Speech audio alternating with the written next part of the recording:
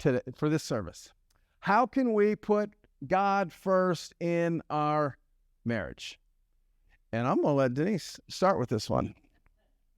It's good to be here today. I think this question is so important for all of us, and I think it goes beyond our marriage, but for people that aren't married, God needs to be first in our life. And I think it needs to be the forefront of who we are and what we're about. And I think one of the greatest ways we can do that is to get into scripture and get into learning more about him, making it a daily priority to get into his word and worship him. And then how specifically can we put God first in our marriage? I think just in everything that we do and say is filtered through him first.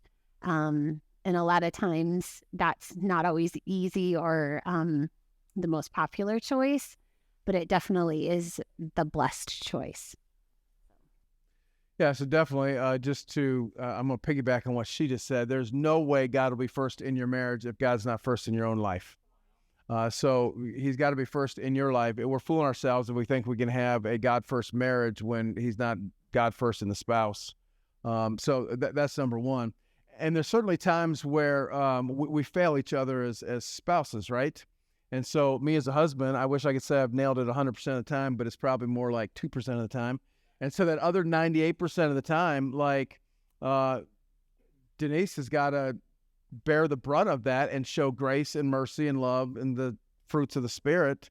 And the one time she's failed in our marriage, said something maybe shouldn't, I've got to show grace and love and mercy. And I can't do that if God's not filling me up and flowing out of me with the fruits of the Spirit.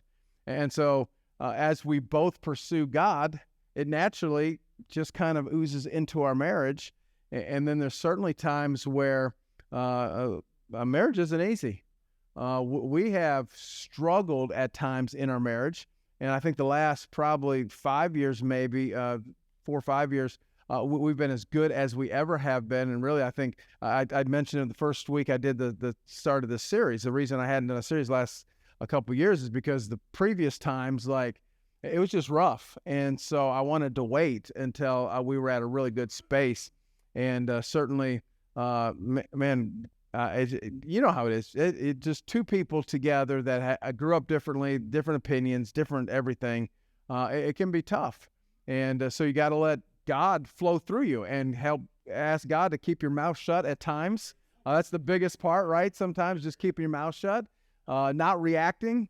But certainly communication's big, but maybe not communicating in the moment, and just letting God work through that. So yeah, I would say, she gave some specific ways, but I think like every decision, any major decision, like God's got to be a part of that. So God, what do you want us to do in this?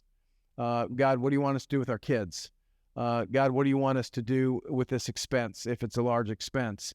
And I think that's just inviting God into those spaces, and it just starts that a practice of putting God first in everything we do. Certainly, and I'm sure some of these other questions, maybe we'll get back to some of this stuff, but for us, ever since we started dating, and that was way before I was in ministry, it was like church is important. We're going to go to church on Sunday mornings.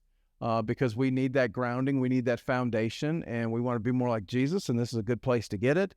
And so the more we can pour God into our lives and in our relationship, that's part of that.